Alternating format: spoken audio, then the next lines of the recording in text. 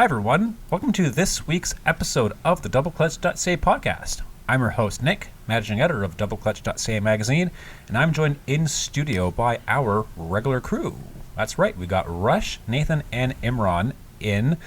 Imran, it's been a minute since you've come by and hung out with us. What have you been up to these past couple of weeks? Yeah, well, the press cars have been getting their testing done through a lot of family stuff that had to work through and deal with. And nice. Yeah, I think my 8-month-old son is probably on like car number 42 at this point. Oh, nice. Cool. Yeah, and the latest one was a Mercedes EQE AMG, which I'm going to start off with being nice. Overall, I actually liked it. I thought it was a decent sporty sedan. But I do want to call out the styling, because first and foremost, that's what you see. And if you're not familiar with the EQE, Mercedes, for their electric vehicles, decided to focus on aerodynamics as opposed to style. Well, they've deliberately gone for like a very striking, futuristic EV-ish style, right? A very unconventional, look how futuristic we are. EV, it's I think new the and different. EQS, I had The EQS was the during the summer. most striking. It's like a very egg-shaped, So the EQE is the exact same thing, just a smaller version. I would like to disagree. Here we go. Now we're back. All right. Okay, so for those listening off mic, we're having a really hard time getting going, and now we're on now. We're in it now. Yeah, he's ready. Okay, so You're ready to fight. I had an EQE 500 last year. Okay. So just one step down from yours. Yeah. And I think of the EQ products, I like that it's more subdued than the S, meaningfully more subdued than the S, or at least I thought it was. It functions, it works as a Mercedes. It's not too wacky out there. It's still a striking teardroppy shape, but not crazy like the EQS is. Yeah. No, maybe yours being an AMG was more aggressive, more tarted up. Did you have the crazy superstar mega whatever hundreds of stars grill thing that they going on? Yeah, no, it did have that, but I agree with you though in terms of the shape. I think it works better on the EQE than it does on the EQS. Yeah. I feel like on the EQS it's, for whatever reason, it's more apparent that it's that jelly bean. Yeah. It's because there's so much more car. Yeah. Well, it's also elongated jelly bean, so I don't know. It just looks like a bigulated EQE.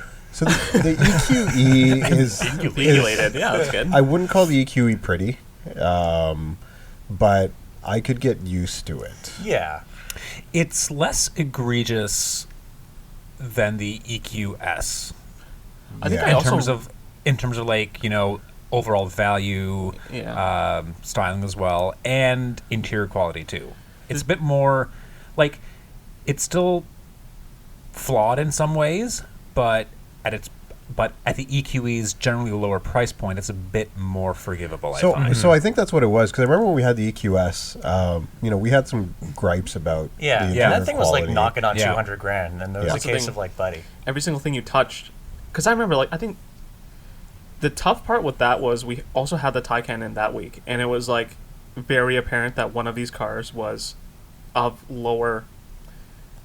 Not built to the same standard. Yeah. It's not even I don't know if we can call it build quality, but it's the initial impression that you get from it is just okay, it has a lot of toys, it's really cool that way, but the actual quality part of the luxury vehicle was not there. When you start digging into it, things like leather not if you being just totally scratch, folded right, exactly, or scratch stitching just being beneath the deviated. surface, it's it's shallow.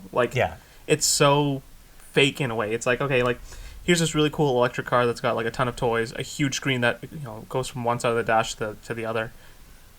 But what about the Mercedes quality? And at that price point, we cannot. Yeah, so it's interesting how your views change based on price, because I felt the exact same way when I drove that EQS. But the EQE, I didn't think that once. I was this feels good. Right? This feels right. Yeah. It's 138K as spec, the one that I had. So it's not cheap, but the quality felt right for the price. Yeah, and for a good size luxury sporty AMG Benz. Yeah. That's I am blanking out here, but for a good size Benz that's fast. I think that price is actually not bad. I mean, not bad, but it actually makes sense. Yeah, in today's market. Right, yeah, that's exactly Yeah, where everything's $8.5 million. It makes well, a lot of sense. anything with a luxury badge on, it's $100K. Yeah. And it's why? Yeah. And the thing is, like I said, like it drives well. It has a shit ton of power. It's like 701 pound-feet of torque, and I think there's like an overboost mode that'll go like 770. Does it feel like? Does it handle sporty? Because like my 500 last year was like I think 112 or 118 grand. No, 122. I think about 120. Okay. So. It's like a pretty sliding scale there.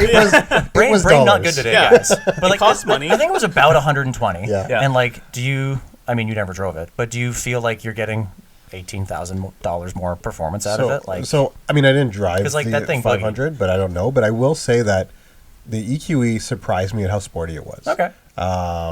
What also surprised me is that in comfort, it wasn't as comfortable as I expected it to be. Like it was actually like it was surprisingly edgy. stiff, and edgy, and but it drove well. Like the rear wheel steer made it feel smaller than it was.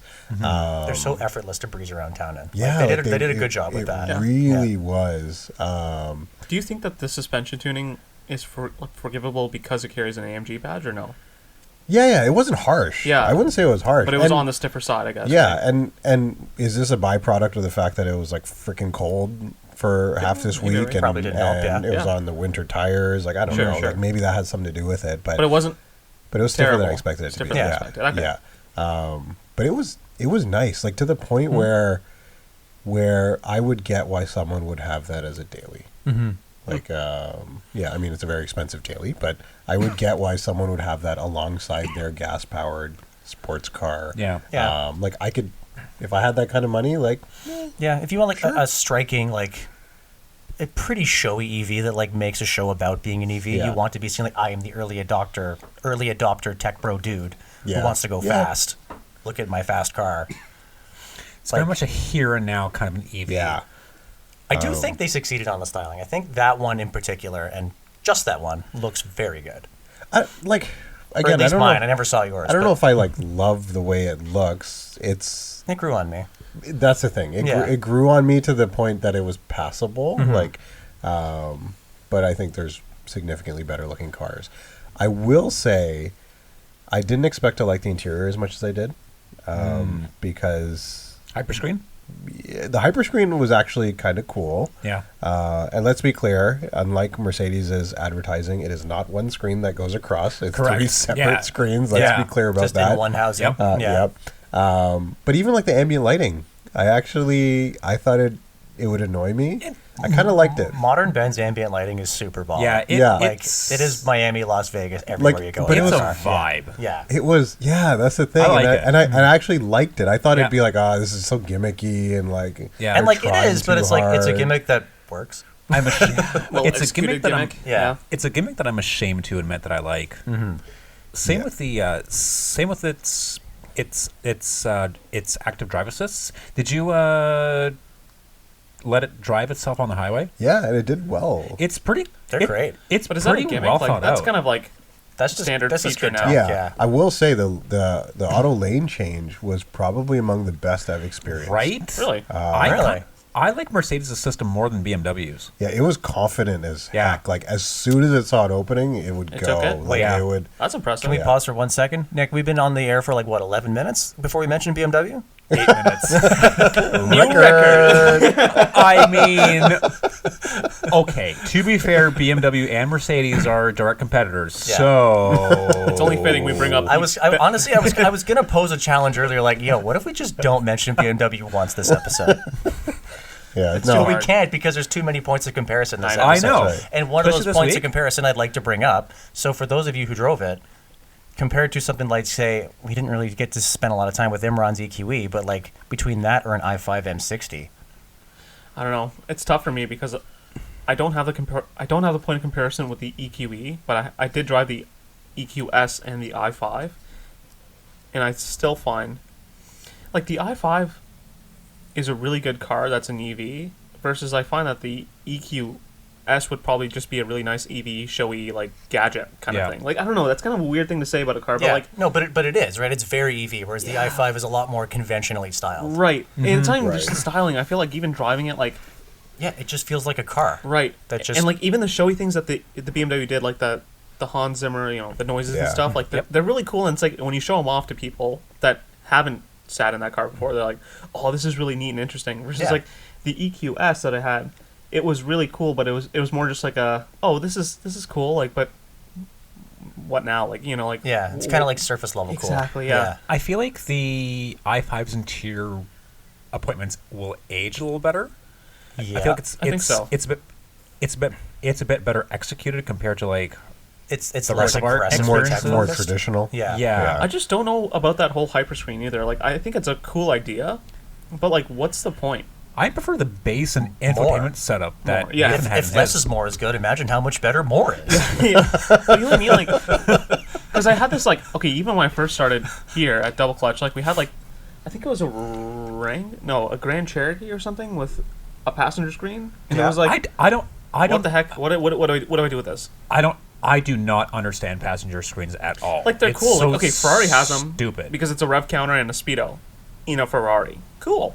That makes sense. Yeah, and it's like, But It's a light item you can point to on a spec sheet and go, look, we have this cool shit that you don't have. So Yeah. you More okay, shit. but if I'm sitting in the passenger seat of Imran's EQE or one of the countless other EQEs that or EQSs, whatever that we've crossed paths with, right. if I'm sitting in the passenger, if I'm sitting in the passenger seat, why not just tilt myself slightly towards the driver's seat so I can use Just that 20 degrees screen to the left. instead? Because you're in a Benz. You're not a peasant. Yeah, you're missing the point. Why would you move your you have to head? spend you have to spend the extra 10 grand to not tilt your head and reach further Why? over. That's absurd. Okay, so Imran, you just recently had this thing. What did you find any use for the hyperscreen? No, not at all. What can you do with it? Okay, so technically you can connect a separate phone to like Bluetooth. Sure. There's like a secondary Bluetooth connection. So But I through guess, the same speakers and everything. Well, or you can actually connect headphones to that secondary Bluetooth thing. And see, this is where you lost me. Instead of just using your phone in the passenger seat. Oh, totally, totally, yeah. Okay, like I get But- it. I get it. It's like it's a cool gimmick, and it's like, yo, look at this huge screen. This is sick. But like, if you need a huge screen in a car, Huge screen. what about the i7? Like with a theater screen in the back. Like that's a huge screen. Like Yeah, I don't know. The passenger wants to monitor the power transfer because you can do that on the secondary. look screen. over. Yeah, I don't know. We're not peasants. Like the massive tablet screen is kind of hard to miss, though. Like to Nick's point, he is approximately you can do- 1,000% correct. and you can do more with it. I find like I kind of prefer the stock infotainment setup because like Yeah. it It works better. I swaps- find. It works better and it looks nicer. Plus, it also swaps out all that shiny black plastic for A material. wood trim. yeah, Yeah, nice like piece of like in trim. mine, I like a nice, like a huge slab of like open pore trim. Yeah. And that looks And- super luxe. Yeah, and like the portrait Yeah. screen was Yeah. kind of floating over, and it looked really nice. But that's the thing. I feel like we come back to this topic so often. It's like more. More shit, more stuff, put Yeah. more stuff in, more line items, more features, more things, more But it's like creep, you can have a lot. Like that EQ. more bloat. yeah, like Put the things in it. yeah, like that EQE or the EQS. It's gonna have a lot of features anyways because it's a flagship. Right. But is that really like? Where's the end? But that's. I mean, I feel like we've spent an episode talking about that, but it's almost like the only way to differentiate EVs now because they just don't have. There's more stuff and more style. They don't have like the personality that a gas-powered car Well, you has. raised that in your Aria review too, which is a fair point. How do you distinguish personality between like two? Yeah, they're all the same. The only thing that sets EVs. them apart is That's the thing. They all drive is the a same. spec sheet. Exactly. Or like not even a spec sheet. They all have the same specs: 8 million foot-pounds and no noise. Instant torque. Yeah. Yeah, but like it's more just like shit you can put on a list and style, which is how they've all got like such wacky differentiated styles that are all Yeah, so vaguely it's either like teardroppy. it's either style or just this tech, right? Kind of reminds me Yeah. of like a teenage kid. Yeah. You know, when you're like in high school, everyone's just trying to be different. It's like, okay, well, this is like the teenage, like the awkward years of EVs where everyone's like, how do I find my identity? Bro, you're so wrong. My bangs are way better than yours. Yeah, well, that's exactly it, right? Like, Frosted tips. well, I got a second screen. It's like, yeah, well, I don't know. I got a third screen. you know what I mean? Like, No, but that's what it is. Think about phones, right? That's actually a great That's analogy. that's Yeah. kind of where we're at with these EVs a little bit. Yeah. Is that Yeah. most phones are the same, yeah, and then they just have random features that you're probably not Bro, actually you going don't get to it. use. My the gimmick, 7-inch rectangle is way better than your Yes, 7-inch rectangle. exactly, right? And it's like, and I think that's kind of what they're trying to even do with EVs Yeah. because people are not, like the younger generation's not buying cars, they're moving away from all of that stuff. So it's like, how do we turn this into a tech piece? that these younger generation people who grew up on tablets these cars are starting want. to show up at like CES now, and yeah, exactly, and like guys who used to review phones, like I forget the Mark guy who does Mark Androids, Brownlee, he reviews EVs now because tech, exactly. That's a great example. Yeah, Marcus Brownlee. I think. The guy knows his stuff. I like him. But he's not a car reviewing guy, but he's reviewing cars how now. it's transformed. Yeah, yeah, because it's all about the tech, and it's more the same stuff and things you can like knit and grip between like the quality of like the image capture on an iPhone versus Samsung, and you can knit grit that. Okay, so bringing this back to the EQE, have you experienced anything like? Did you try out the i5 or the i7? You tried out the 760, which is more or less. Yeah, more or less. Basic. Were you around for the week we had the i5? I think it was like it was November. Yeah. That being said, no, I wasn't. What would you take? Being as that you just had a fresh look at the EQE. And I'll say like the i5 just drives like the 7, just like tighter. Yeah. And But it feels just like a normal BMW. BMW, right? Yeah, it doesn't feel like more different. It's just honestly, a BMW that happens to be quiet. I think I would take the EQE. Yeah. I don't know. I enjoyed my time with it.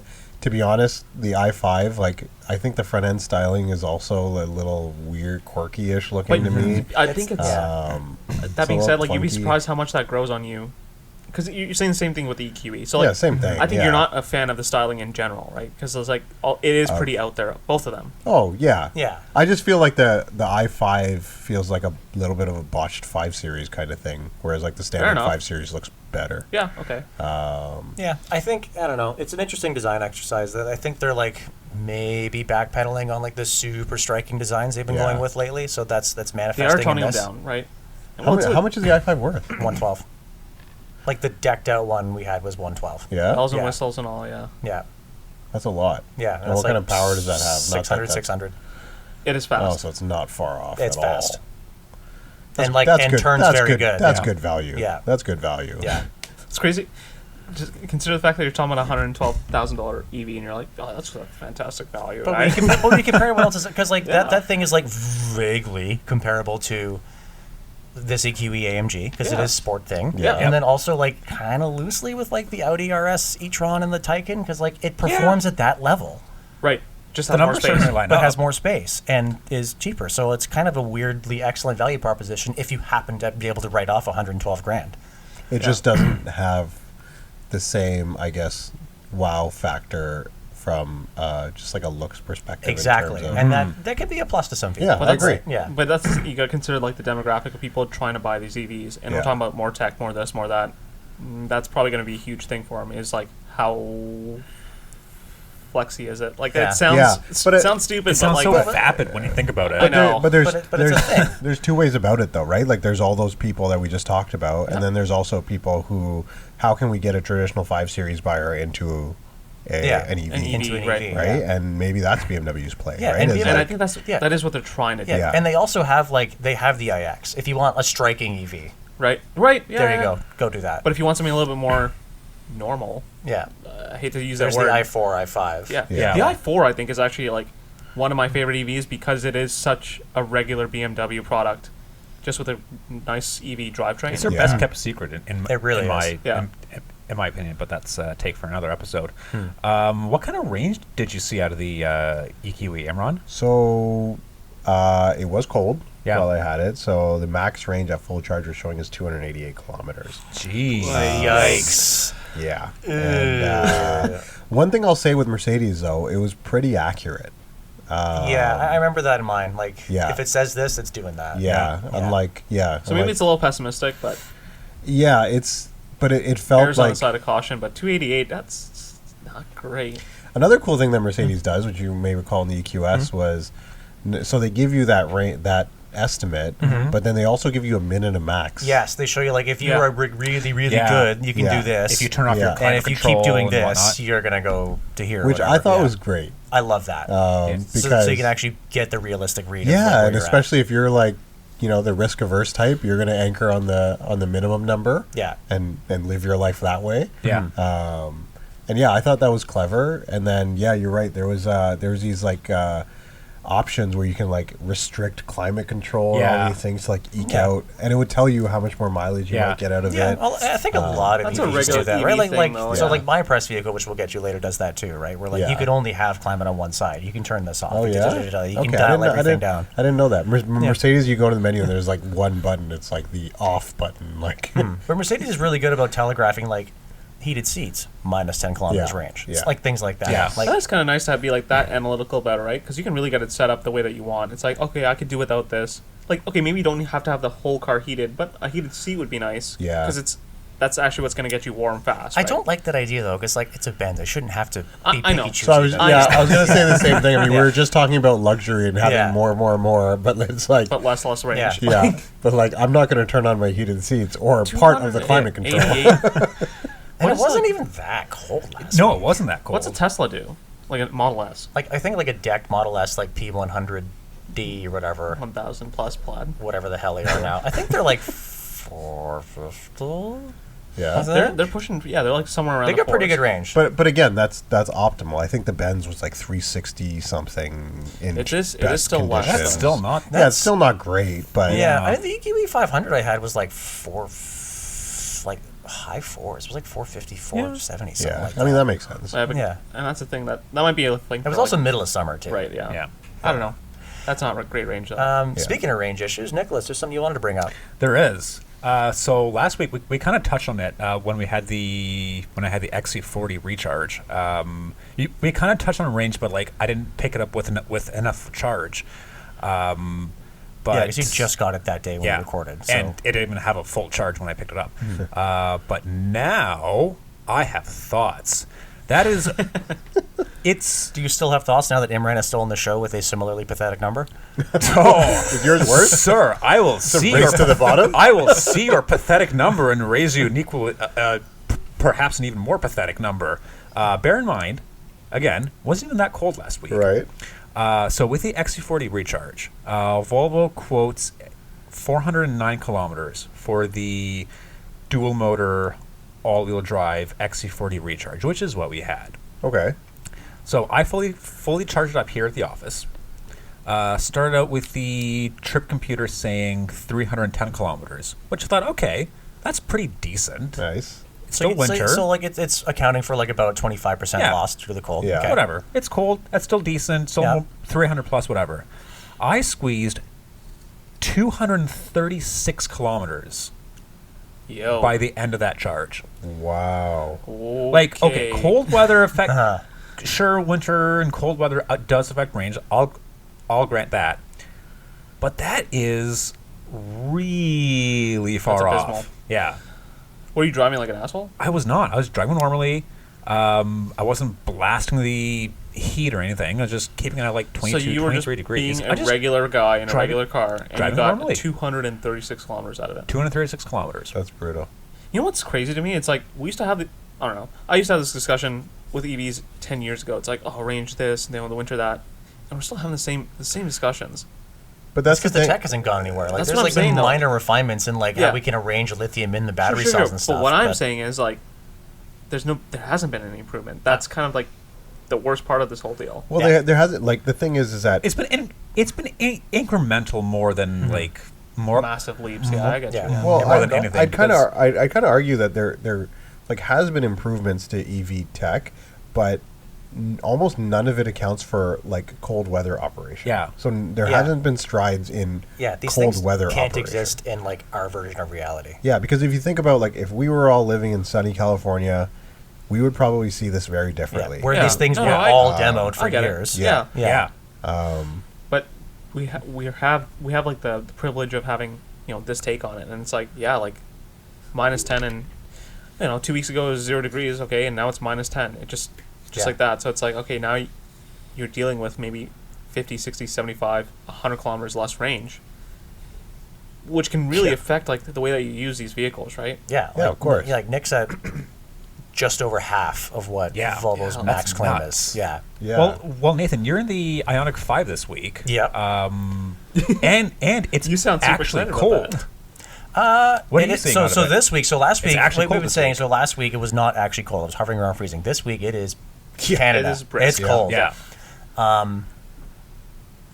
So mine is the big battery single motor. Yep. At a full charge, it was showing 378. I think Hyundai advertises, I want to say 470, if my memory serves, on the single motor big battery. So I'm down, it's again, accounting about 20-25% loss. And then I refuse to not have things on. So like I will have the heated steering wheel on. I will have heat for the whole car going. Yep. Oh yeah, you're using like a normal car. I'm using like a normal car. Yeah. And that's costing me like $30K as indicated. Sure. I don't run an eco mode, I run in normal mode. Yeah. So the pedal actually does things. That's cost me 20 more. So I'm seeing about like, when I departed, set it up the way I wanted, it was showing about 350. And thus far, I've put about 150 on it in the last like day or so. I've been driving quite a bit. And the range has been falling consistent with the mileage. So it's pretty accurate. So it's pretty accurate. It's linear. The mileage is pretty good. Like to get the hit that it's getting with how viciously cold it is not bad. Yeah. Like I have mixed feelings about this vehicle because it is like the most highly awarded, highly decorated, highly accolade. Like this thing is cleaning up design awards left and right. Everyone loves this thing. It's picking up Car of the Year everywhere. It almost got Car of the Year here last year, but except the Taycan nudged it out for Green Vehicle of the Year. It is possibly the best transportation appliance you can buy. It's absolutely stellar. It's also a transportation appliance, and I really can't bring myself to love it. I kind of agree with you. Like I drove it right before this podcast, and it's I so think sterile. But I think it's like it's so good it just disappears. Like, Yeah. and I mean that in the best possible way. Like, yeah, your heart's not gonna race driving that in sport mode or anything. No. But like it gets it right. Yeah, but like it's comfy, it's quiet, it's got a cool style that looks good. A little bit of like retro futurism thing going on. I love the way it that's looks. like super hip right now. They've done a Everyone's good into job that. with it though. It is not really offensive, but it is cool. Yeah, Like, it's ergonomically sound. It's quiet. There's tons of room, front seat, back seat, cargo. Faultless. Actually, a faultless, perfectly crafted appliance. Yeah, and it's like the interior is like modern but traditional. It's pretty. You know what? It reminds me a lot of the kitchens I used to install. They were all light gray and white. They all had like the same stainless appliances with the same capacitive panel with the same light blue lighting behind it. This reminds me of every kitchen I installed. And it's great too. And it's great. It's gray on white with steel black. appliance. Like, yeah. Hey, It's it's such a Maytag. All right, who makes the best appliances? Wolf. Wolf. It's not that fancy though. But like, it's a great KitchenAid. Hey, you had Yeah. I was actually shocked at because some more expensive EVs like the EQE. Yeah. On the port where you go to charge. Yeah. On the EQE, it's like not powered. Right. Yeah, and this one is powered. Like, yeah. there's so many Is thoughtful it? little. Yeah. You just touch it and it opens up. No, that's an option. That's an option on what do you call it? The Taycan.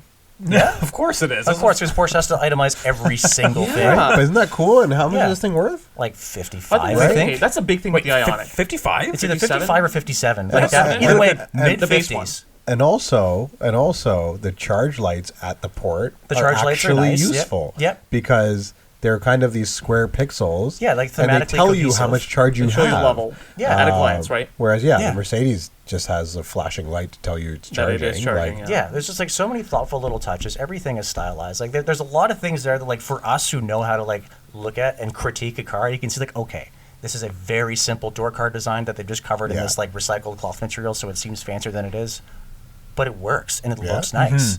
I hate that it's white personally, that with a price burning point, passion. Hate that it's yeah. white, but I think it does so much right for the price. it does so much right. Like as a car, as a means of getting around, like it's good range, comfy, quiet, practical. Does all that stuff well. It's well thought out, well designed, easy to use, practical. Commits like almost none of the sins we don't like in modern cabins. The thing is fucking functionally perfect, yeah. But like, if it's and it's totally soulless. it's just, but But they all are. Like, how do you differentiate an EV? yeah. Well, hey, Hyundai is about to do it with the Ioniq 5N. Yes, and their it's trick faux with that shifting is, all and their that. trick That's with great. that is impersonating a gas engine. That's cool. That's cool, man. Good. I'm happy that's coming. Like I'm curious to check it out, but like it's sort of like, why aren't we I think that's impersonating one the of- thing we yeah. had. I think that's gonna be Just one do of the the thing we have. biggest gimmicks of it all, though. Like, Yeah. people are gonna be like, "Oh, this is cool," and then a year later, we'll forget all. Everyone about who's driven it says it's phenomenal. It actually works very well. I'm curious to check it out. Guys, we like gimmicks. We like gimmicks at the end of the day. Maybe you do. My Yeah. taste is impeccable. I am immune to trickery. Are you? Yes, completely and totally. But yeah, no, I even thought the throttle calibration was really good. Like Yeah. I don't think it really makes a mistake. It doesn't. Like, and especially at its price point, you get Yeah. so much That's style and substance. That's a really good price And point. it's Under fucking 60 screaming. grand. The thing is like perfect. it. Yeah. I got this open here. Let me make sure that we're talking about the right thing here. And like, So- I don't know that I would want one. No, Sorry, I feel wouldn't. you. I get it. wouldn't because like I'm weird and have to have things that are like dumb and old Yeah. and clunky and loud. Things but that like are BMW. for well, hang on. He's on I like stuff that's not BMWs. No, he doesn't. I had a Volkswagen. I have a Volkswagen. I like my Volkswagens. He likes it because it feels like a BMW. I'm kidding. No, the shifter's actually nicer. It is much. Okay, so this thing starts at 57,677. Well, yeah, it's Yeah. So that's his- 54,999 plus additional fees. So you said yours had a big battery though, so that's all-wheel drive long range, or yours just rear No, drive? Long and range. Rear, and rear wheel, right? Yeah. no, but it's yeah. big battery. Oh, I see what you're saying. So it starts with the long range. Yeah. Okay. Yeah. So 57. So if you had the all-wheel drive, that's only an extra I think the all-wheel drive's like two and change. or three more, if my memory serves. Yeah, like That's this thing it? is It's not Yeah. bad. super impressive. Oh, and it does that super that I can't even remember the name of it. The fast charging. That the Taycan does and everything. That's the other thing. Yeah, it charges at 350 kilowatts or Yeah. 250 Well, volts, something like that. apparently, Yeah. yeah. So it's like If- stupid fast. If you find one. What, If you find a charging If station. you can find a charger, but either way, it has the capability, right? Like they've tried to sort of future-proof this appliance, and that's my biggest knock against EVs, that they're so disposable, just like phones or just like tech. And once the screen Right. feels old and once the battery shits out, then the thing is worthless. But they've tried, at least with this fast charging stuff, to like help it stay contemporary. I think its style is going to age out well because it is so clean and so minimalist, Yeah. Yeah. and like some retro, some future. Like it's faultless. It's a fucking phenomenal vehicle. So how does that compare to, which I have not driven, like the Kia EV6? And I know it's like the same architecture. I haven't driven but- the EV6. but- It is the same. No? Yeah, it's like Yeah, pretty very much. similar personality-wise, all Even that. like a lot of the interior like touches and Yeah. everything it's all the same. I And the wouldn't say all EV6 the same. The EV6 is a little more like sporty. a little edgier. more sporty, a little Yeah, edgier. yeah, I a know little what you more, mean. like, But what I'm kinda- saying kinda is, more like- flowy. Like the Ioniq's more like tech stuff, geometry, and the EV6 is a little more lines. But to me they drive the same.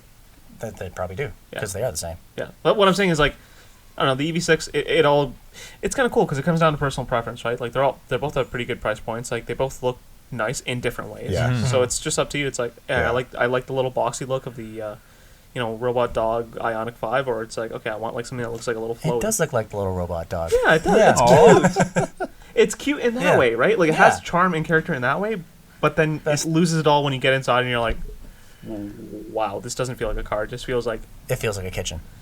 yeah, like one of those Yeah. like weird like people movers at an airport or something. Like it's just Yeah. like I'm being moved. Yeah. If there was some company that were like to start up and do like the mobility solution thing and self-driving mobility solution thing Yeah. that everyone was talking about 4 years ago, Let's I start would with one of expect these. a fleet of these. Yeah. Yeah. I don't know. I like it. I like the Ioniq 5 a lot. Like when we had the one, I think this would have been 2 years ago, but I had like a white Ultimate package, like decked out, and I thought Yeah, that's what you had. at the time I was like, this is a really cool idea, and at the time it was also a bit cheaper to get Yeah. the one that had all the bells and whistles. That being said, like EVs recently, it's like I don't know. I don't really know what else like competes with it outside of the Kia EV6. I like Like a for what it offers Polestar at that 2 price point, single yeah, motor? a Polestar 2 That's I feel like nothing else very different. I comes feel like close to it. Yeah. as far as like They're about value, the same Price? size. Yeah. but like value, like in value, what else competes with it? I don't think anything else comes close. I Off think the that's top why. of my head, I can't think of anything, man. It's a slam dunk. That's why it's still interesting to me that like they can Yeah. produce this car that has Yep. great features. The self-driving in it, Works really well. it works really well. It has like that lane change camera. It has all of those little small touches that are Yep. people can call them gimmicky gadgets, but they work well. Yep, they're nice. They feel usable, and like so it is freezing this week. This thing is covered in salt, caked in ice, and like Yep. the electric door handles aren't fucking off. Like the thing still works. Like I don't know who's ever had problems with those. Yeah, I get it. I don't know. I like it. I get what you mean though. Like it does feel pretty sterile in a way, like when you're in it, but it works. Yeah. Get in, go somewhere. It's electric. It's effectively free-ish to drive if you can charge at home or whatever. Yeah. Like that thing's great. yeah. Does everything we have this week have a plug? I think so actually. No, you're this week. No, mine. Last week. I have the Oh, that's Mazda right, 3. that's right. Yeah. Well, Rush, you have the RX 450h plus. 450h plus. How's that thing? That's kind of like an iPhone name, yeah. 450 plus all-wheel drive yeah, Yeah. tech and iPhones. sport. Plus, ultimate. Pro Max. It's nice. I don't know. RXs have always been pretty nice. That's the thing. Like, Yeah. and they've like I feel like for a long time the RX line has been growing with Lexus like in a way that's like okay, like they add the small touches here and there, and they've taken a good baseline product and improved it well over the years, right? But they haven't done anything major with it. Like there's no like crazy game changer Yeah. Yeah. features about the RX. That being said, I think it's still one of the nicest interiors you can get in an SUV. The problem for me, the big problem with this RX is price. And it's not the trouble with it is it's the right price for a plug-in hybrid SUV, but it is not the right price, I think, For this one. for this one. Yeah. Because like we had an RX 350. Yeah, and I like the RX 350 a lot because it's cheaper. You still get the fantastic interior that's in it. Yeah. Build quality, materials, the user interface, like for the navigation, all the infotainment. That's all great. It's all Lexus and it's Toyota stuff. It works well, but this thing is $91,000. I think. 91,000. But to be fair, it does come one trim level, fully loaded, no options, no packages. Okay. Yeah, it's Well, just that just decked with everything they have. Yeah, but it's not decked, right? Because you can't get it to drive itself. And I know I talk about It's- self-driving stuff, but it's important to a lot of people. It's decked with an asterisk. Right. You can't get massage seats, which I only talk about because you can get it in competitors like the X5 PHEV. And, like, I know those are dumb features that maybe don't matter to a lot of people, but to some people they may. Yeah, especially in this price bracket, that's the sort of thing you're thinking about. Like, wait, if I can have this, why shouldn't I? Right. Yeah. So, I think because of the fact that other EVs, and you know what, not even others, it's the X5 PHEV, that's the big issue, right? But Yeah. wait, price that one out for me. Like what? How much So is that one? wait, we That's actually did. 95? Wait, was it 95? No, it starts Sorry. at. It starts Okay, at 'cause- 9. $98,000 Yeah. for the X5 PHEV in the same spec, or it's $92,000 for the RX 3 or Okay. RX 450H. Yeah, Plus. that's a no-brainer for the X5. It kind of And that's the thing. is. So we did Yeah. we even looked at like finance and leasing Yeah. with BMW. You know, just in our situation when we were looking today, it was like a 0.5% higher rate, and it worked out to about an extra $110 a month extra. For what you get, I don't think it makes any sense to go for the Lexus.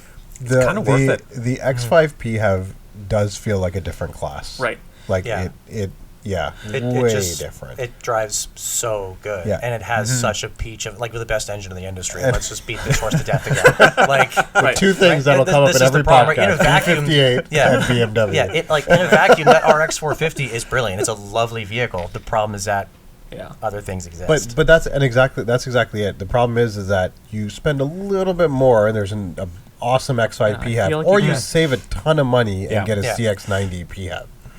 There's the other yeah, thing. Right, That's so like the that's the thing. problem. Yeah. It's like if you want to go for the value option, which I feel like Lexus was always not a value option, like as in like, okay, it's not the cheap boys, right? It is a quality product Yeah. at a good price, Yeah, it's a very nice Right? product. Like, But the like problem is- interior on that thing is stunning. right? It's no longer, it's lost the good price aspect of it. Yeah. Because Yes. pricing doesn't make sense for it. I hate to say it. It's like you'd have the guys that are cheaper and doing it really well, and you have guys that are a little bit more expensive that are, like, killing it. killing it, and then this thing kind of just falls in between where it's like Lexus has a really good recipe here, right? Like the RX has always been a Like, good great. Like, SUV. it's their I big know. volume thing. Like, Yeah. it's been fantastic. And, It's like, just this this is- particular one is just it's a little missing too something. tall. Yeah. Yeah. And I feel like we've had like a few quality concerns with this particular one, and I don't think that they will all suffer the same fate. But it's like maybe that's also like clouding my judgment because it's like Lexus is supposed to be like quality, value. Yeah, it's a Toyota. It's a nice Toyota. It's supposed to be perfect. And I think that that's what really bugs me about this particular RX. But that's the thing. So who had the CX-90 PHEV? I did. I thought it was great. And what did that cost? I can't remember, but I want to say like it was like low 60s. I didn't have the full. It was like low mid 60s. And that is low 60s for. It wasn't fully specced out for GSL, which is like GSL. One step above from base. Yeah. It's still pretty good value, but I'm pretty sure you can get the GT, the top trim signature as the PHEV. Yeah. And that's what, like 68. I don't know. I think like, 68 rings a bell. 68 I had a rings top trim signature, but it was like a mild hybrid. Well, it was the mild hybrid. It was the full fat twin turbo straight six. It wasn't. Yeah. I don't know if it's twin turbo actually. But either way, it was the full fat one, and that was like 68. Yeah. So safe to say what a PHEV signature would be, what, like mid 70s? I think You guys about keep the talking, same I'm off the looking top of at my head. You're- But either way, like there's a point to be made in the favor of the Lexus, and it's much as I adore the CX-90. The thing's terrific. In a vacuum, But it's like great. the Lexus has like nicer paint, some nicer materials, nicer use of Alcantara. Not to knock Mazda at all, it's beautiful, but just like there are things that you can see and touch and feel that justify the added Yeah, cost but of the consider thing. the fact that I don't know that it justifies it that much. $20,000 of added cost. Not that much better. Yeah, that's Right? the thing. Yeah. And it's like to Yeah. most people who are just looking for a great SUV that's good on gas.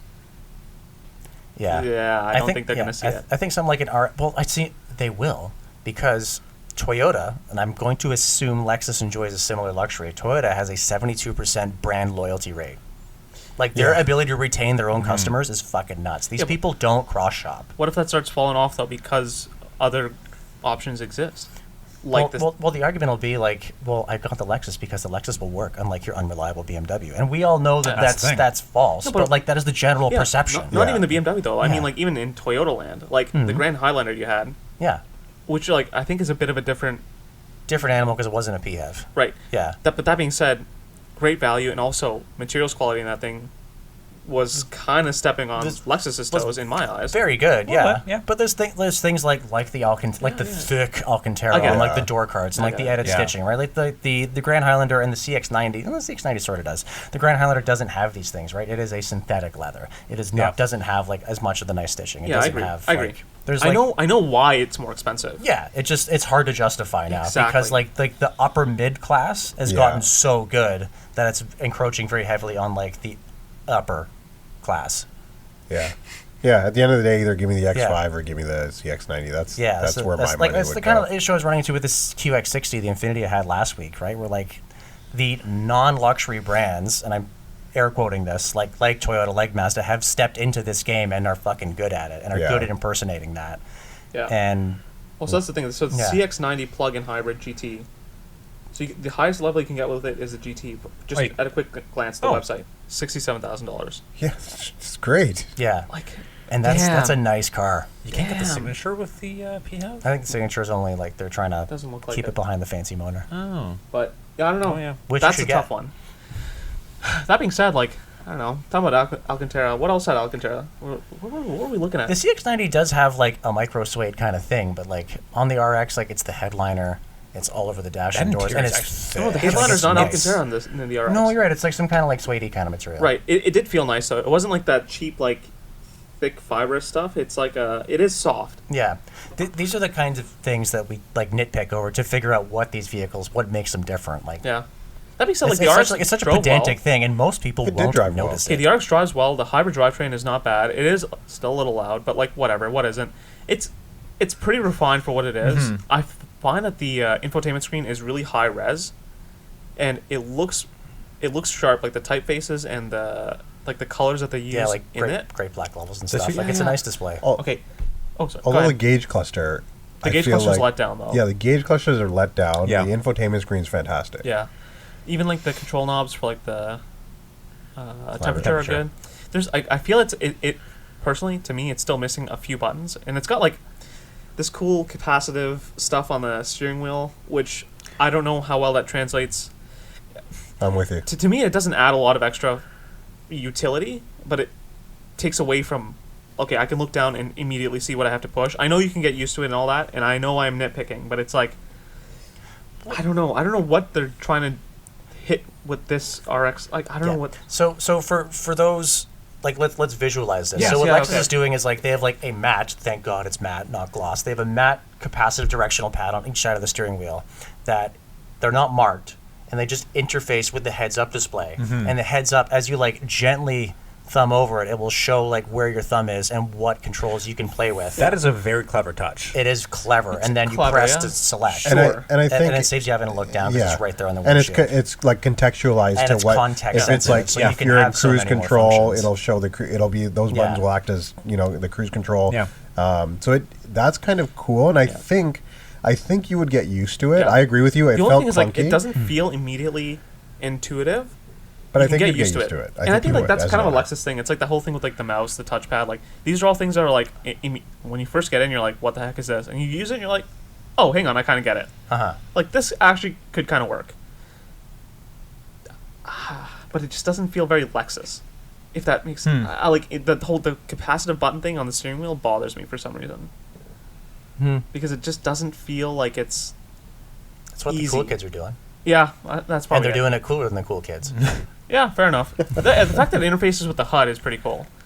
Now that I actually think about it, but it's like, yeah, I feel like the problem with the RX is the competition, not the RX itself, right? Yeah, Well, it's a good vehicle. yeah, it is very good. And I would say, like, speaking to you were saying that it drives well. Like, I was surprised at how tight it felt. Like, The steering to me felt really, really well calibrated. Like, obviously it did. It's all synthetic. It's all whatever. But, like, it still feels like a quality Japanese sort of, like, it's a Japanese touch, right? It's like, I feel like some of that, like in the X5, like the steering does feel a little bit more numb sometimes. Like all BMWs kind of have like this like weird like It's weirdly like springy Yeah. and like Yeah, tight, yeah, like yeah. just glassy and versus like overboosted. the Japanese kind of like steering so feel. it feels more organic. It's a little Yes, more exactly, relaxed. yeah. It's not quite as like there's not as much active boost Stuff, thing yeah. like how it varies the ratio. Yeah. Like there's not as much, or at least it's more hidden. It just feels a lot more organic, and that's like kind of a Japanese thing across the board. No, It's it's one of the really things I that's love so much about the IS500. Yeah. Is that I just like this is old Mercedes steering. This is Yeah, nice. yeah. Yeah. Yeah, no, it's a competent vehicle, and I'd argue that like it feels more composed than the CX-90. Like the CX-90 Yeah, felt I see that.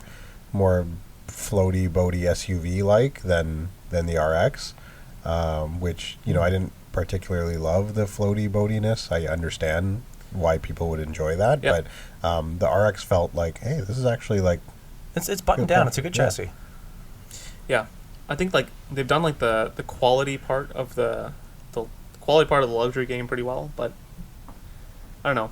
I feel like it'll be interesting to see what happens with the competition as well, because as they move forward and pricing changes, like maybe it'll make the RX a more appealing option. I just feel like at this point in time, it's either to me I would either pay a little bit more money, and it is more money. It is $9,000 or $8,000 more. That's not to be forgotten. But in the realm of $90,000 to $100,000 SUVs, it's like if you're going to pay that much more, if you're going to pay a little bit more and get a lot more SUV, Yeah. the X5 PHEV maybe makes sense, right? And that's, I know it sounds stupid coming from the BMW fanboy, but like it genuinely, There's a reason why no, they think you're cleaned right. up our like green vehicle. What is Yeah. it? Crossover of the year, premium car of the year, like 70 Yeah, awards for us. basically. Yeah. Well, like it's not even like competition from other PHEV SUVs. It's competition from like Lexus's own lineup as well, because the NX 450h Plus has the same powertrain, and just I thought in the a NX was a nicer SUV. Yeah, slightly smaller overall package. But like, if you It's- really need the interior space, why not just go for a base NX 450 at like Well, this is the 60 thing. Some people grand. just like a bigger vehicle, and like, let's be clear, the RX is big and Yeah, it is. considerably It is. bigger than. is this a 7-passenger?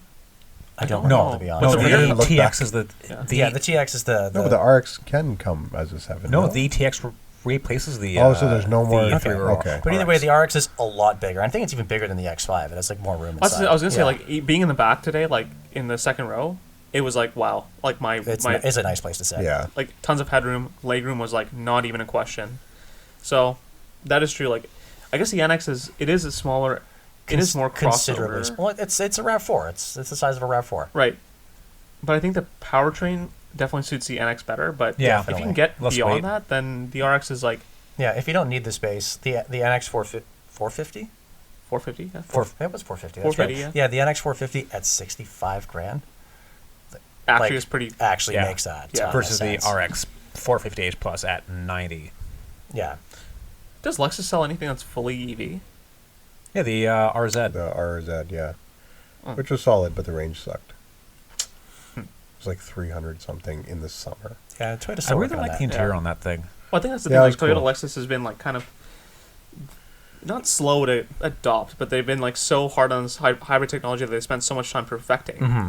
And like, I still think they're right on that. Like, to be honest, it makes a lot more sense to like divvy more lithium between more vehicles than having the same lithium in fewer vehicles, just Makes more sense. of it per car. Yeah. Like on like a long-term global scale, like that makes a ton more But also sense the way to that me. we're talking about it, it's like, okay, we're all complaining about range. It's like, yeah, with the PHEV, it's like if you run out of it's a juice, super non-issue. Yeah. Like not even close to an keep issue, on- and they keep on still get trucking, like yeah. dumb, ridiculously excellent fuel economy. Yeah. and they're reliable. As we've Right. seen, like even like taxi, like we've seen these things like used as like taxis and stuff, and there's like no problem. Yeah. So which is pretty cool, okay? Because it's like a lot of people, I think, trying to go to an EV, it's like you have like that question in the back of your mind. It's not just about range and everything. It's about like, well, how long is this thing gonna last me? And you touched on that before, because it's like, you know, when the infotainment gets old or when the battery runs out, you're just gonna throw it out. Yeah. Versus with the With the PHEVs, PHEV. because it's a smaller pack, it's almost serviceable. yeah. And in the case of like the Toyotas, they house the battery pack under the back seats. It's easy to get at. They thought about it. Yeah. Yeah. Like there's been care in like what's this thing going to do in 10 years?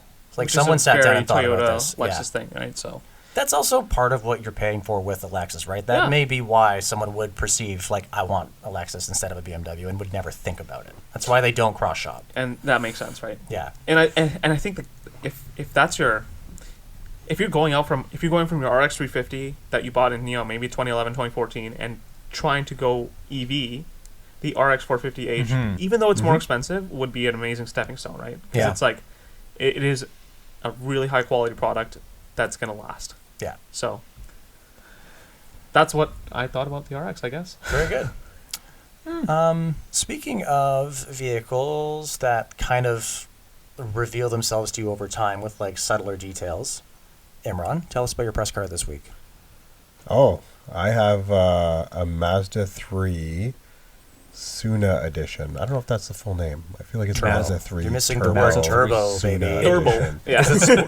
Is it the hatchers or It's the what is that? hatch. So the full name would be the Mazda 3 Sport Turbo Suna Edition. Yeah. What is There a you- Suna Edition? There you go. It's just like visual, some Ooh. visual upgrades. But like nice visual upgrades. yeah. Color. Yeah. What do you got? Paint. Yeah, Interior's so nice, you eh? have access to that like almost like olive green color. I don't know what it's called, but we had Zircon a sand. something? Yes. Zircon sand. That That like one. that Nick and I are split on. I think it looks fantastic. love it. Nick I does like not it. care for It does not belong on a Miata. That That's was all on I'm saying. Oh, that's So not what it was on. It looked really good Yeah. on the Miata. No. No, that was a Oh, different no. color. I swear that was a different color. On This the looks Miata. like No, that was beige. Zircon Sand, dude. Yeah. But this That looks wa- like more greeny. No, this is very greeny. Like this is not beige at all. At all. Really? Yeah, no, it So was it's the not same. Zircon- Do you remember the CX-50 I had? It was the same color as that. We're also seeing it in the dark today. Yeah. But that was Zircon Sand. The Zircon's got a bit of green. Okay, let's not get Okay. too far into it. We've done this before. Let's not Anyways. let's not debate 50 Shades of Anyways, Beige. yeah, I But, think it's a beautiful color, Yeah. and the interior has like two-tone seats with. it's you know. really nice update. So like Yeah. what they've done, like there's an Alcantara insert with like contrasting terracotta stitching Yes. that runs along the Oh. dash Yeah. and into the doors, like just little touches Honestly, that make yeah, it feel so much feels nicer. super premium. Yeah. It was impressive. Yeah, Yeah, and it like, dri- so and- like Rush and I took it out before we went Yeah. on air, and like it's shockingly Like, nice, like Right? we went up and to still it, shockingly and we Yes. nice. got in it, and I was like, "Whoa!" Like that's Yeah. isn't that crazy? Coming directly out of a Lexus RX Yeah. Wow. and getting into a half the size, half the price Mazda 3. That's the thing, and that's just Mazda, right? Like we've talked. I have such a soft spot for Mazda. If They're you killing guys it, have been Yeah. listening to the podcast, I speak highly of them all the time. Yeah, same thing. Interior, that simplistic sort of, Yeah. not a ton Just- of controls, but the right controls. yeah. simple but thoughtful. Yeah. this- That's a huge everything thing. is thought about. Everything Yeah. is designed. Someone sat down and like carefully considered everything in here. Yeah, Well, because and- we were talking about like the Alcantara, it's like okay, you can have the Alcantara, but put it in a place where you're not going to touch it all the time, so it doesn't get all matted and disgusting. Yeah. Yeah. right? Like it is so nice, and even the updates to the infotainment with like higher res, Yeah, like, slightly larger screen, a little faster, higher res, better black levels, like just little things to just brighten it up, keep it contemporary. Keep it relevant. And I like the sort of analog digital gauge cluster thing. I feel like it could have a little more flexibility to some views. Yeah. But it's not bad. Mazda's pretty minimalistic, almost to a fault, when it comes to certain things, like that sort of tech included. I remember. Wait, you want more stuff, more things, more line items? No, it's so, Imran, when you had the CX-30 with the same powertrain, you likened it to like almost, but not quite a hot hatch. Do you get that sense with the Mazda 3 as well? Yeah, although I feel like this one right now has 87 it's on cheap gas. So it doesn't feel as peppy. So I'm going to run this down to half and then fill it up with 93. It doesn't come on boost until like 4,500 RPM, and then it's already like time to shift. But I think as soon as you put the right gas in it, it's going to really wake up. It really wakes up. Like there's a good strong bottom end. But another hats off to Mazda is that you can put 87 in it and it's perfectly fine. Yeah. They even give you power figures with it. I think it's 256. Yeah. But when you put 93 in that thing, it's 320 horses. I think. 320 foot-pounds. But 320 like, foot-pounds. Sorry. Yeah, 320 the numbers aren't a huge difference in what I recall, but it's just like so much more further down. Yeah. I think that's the thing. It doesn't retard the timing so early in. So like you actually get that boost like you get right a big shove. Yeah, right you feel it. Yeah, and the chassis Mazda does good with chassis tuning. Drives great, handles great. Punches way above its price class. Yeah, isn't it crazy how it came out like 4 or 5 years ago? It's getting pretty long in the tooth, and it's still so good. Segment. Yeah. Like everyone else is like scrambled to keep up. Like the Civic's gotten so much nicer. Yeah. Oh yeah. I think as a response to this. Yeah. Oh yeah, I buy it. I mean, like even if that's the only thing that it's done, it's like well done. Yeah. Just making everyone like wake up and be like, oh, can you just do better? Yeah. Yeah, I think so. And like it sells well. Yeah, very well. The Mazda 3, like I've seen it always has, and it's a good car. Although I'm curious in what's next for the Mazda 3 because it's probably due for a full redesign soon. Probably like 2 more years. What do they do? Every 7 or 8 years? Yeah. They run pretty long. They're still independent. They run longer life cycles. Yeah. They haven't even they haven't even done like a mid-cycle refresh either. They haven't with this model. Just small tweaks. Like they did some small tweaks last year, this year. So like they dropped the base engine. The screen's a little bigger on the nicer ones now. Like just little stuff because it was already good. The core fundamentals of a car. Focus like skipping the gimmicks, skipping the light items. Just make a fucking good car that looks nice, feels nice, and drives nice. Gets those core tenets down. Yeah. And then just put little shit on it. Because like it was like like Mazda. We're talking about like they don't have the most money, but like what they do with it is brilliant. And that's the thing, like the core stuff, and it's like, and then they can use the extra money that they have for garnish. Yeah. And it really like makes it. Yeah, and it's all stuff that's like hard to write down, hard to itemize. It's not a line item, but like you feel it. It comes to you over time. They're just and they're just like, I swear it's run by a bunch of enthusiasts. It's got to be 100%. It just is. I mean, the same reason we get a couple of Miatas in the winter. Like, how many manufacturers are willing to do that? You know what I mean? And even the winter one's like, I want it. Yeah. They're all about fun.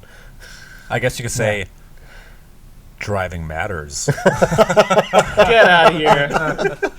Zoom. And that seems like a good place to pack it in, I think. Yeah. Sure does. That brings us to the end of our episode this week.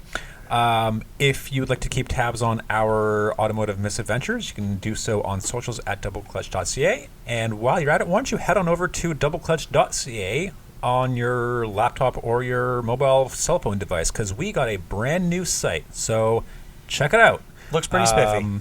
Rush, Imran, Nathan, thanks for joining us, guys. Thanks, guys. Have a good one. Thank you.